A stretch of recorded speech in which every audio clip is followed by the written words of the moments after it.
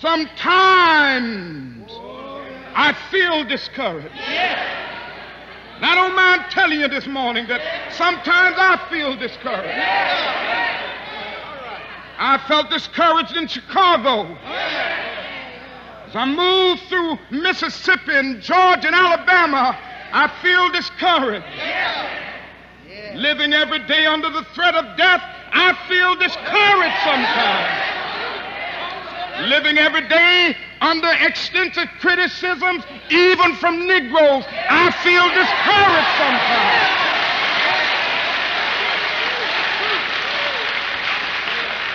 Yes, sometimes I feel discouraged and feel my works in vain. But then the Holy Spirit revives my soul again. There is a balm in Gilead to make the wounded whole. There is a balm in Gilead to heal the sin-sick soul. God bless you. One day after finishing school, I was called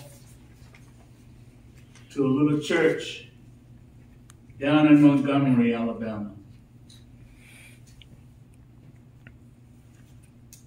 Things were going well in that church. It was a marvelous experience.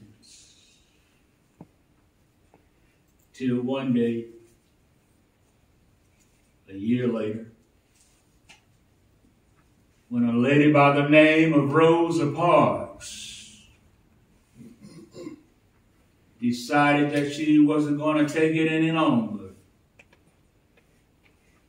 She stayed in a bus seat.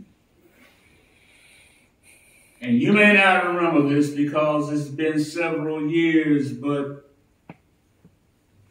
it was the beginning of a movement where 50,000 black men and women refused absolutely to ride city buses, and we walked together for 381 days. It's what we got to learn in the North. Negroes got to learn how to stick together. We stuck together.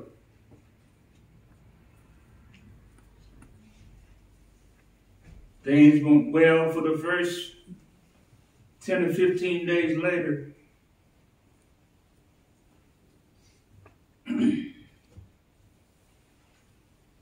White people in Montgomery knew we meant this business.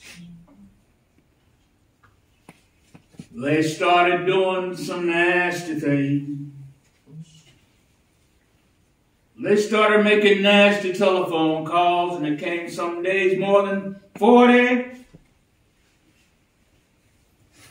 telephone calls would come in, threatening my life, the life of my family, the life of my children. I took it for a while in a strong manner, but I never will forget one night, very late. It was around midnight. And you know, you can have some strange experiences at midnight. I had been out meeting with the steering committee all that night, and I came home. My wife was in the bed, and I immediately crawled in the bed to get some rest, to get up early the next morning and try to keep things going. And immediately, telephone started ringing, and I picked it up. On the other end was an ugly voice. That voice said to me in substance, "Nigger, we're tired of you and your mess now. And if you aren't out of this town in 3 days, we're going to blow your brains out and blow up your house." Well, I had heard these many things before, but for some reason it got to me that night, and I turned over and I tried to go to sleep, but I couldn't sleep. Frustrated, bewildered. Then I went back to the kitchen and I started warming some coffee, thinking that coffee would give me a little relief. Then I started thinking about many things. I began to pull back on the philosophy and the theology that I had just studied in universities, trying to give theological and philosophical reasons for the existence of sin and evil, but it ain't quite come there. Sat there and thought about beautiful little daughter who had just been born a month earlier. We have 4 children now, but we only had 1 then. She was the darling of my life. I'd come in night after night to see that little gentle smile. Sat there at that table thinking of that little girl and thinking of the fact she could be taken away from me in a minute. Then I started thinking about a dedicated, devoted, and loyal wife who's over there asleep.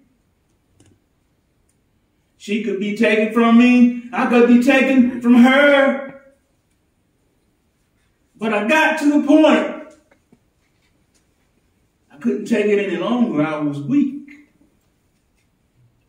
Something said to me, you can't call on Daddy now.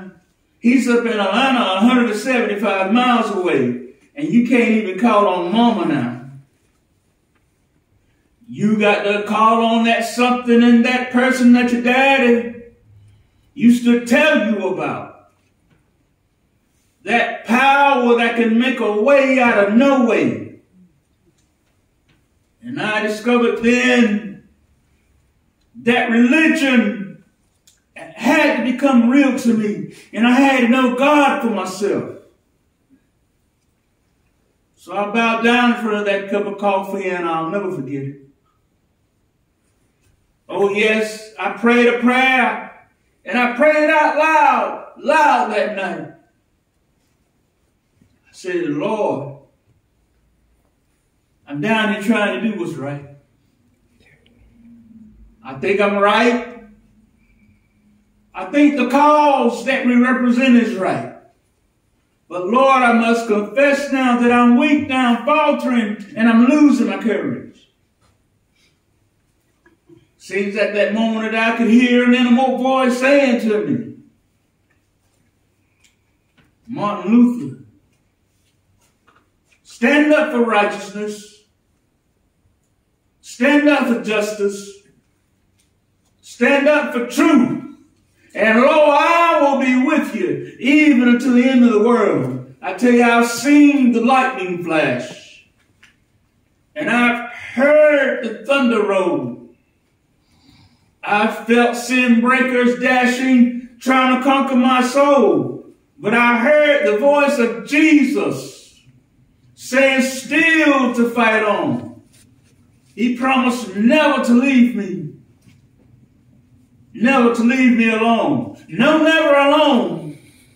No, never alone. He promised never to leave me. Never to leave me alone. Sometimes I feel discouraged. And I don't mind telling you this morning, but sometimes I feel discouraged.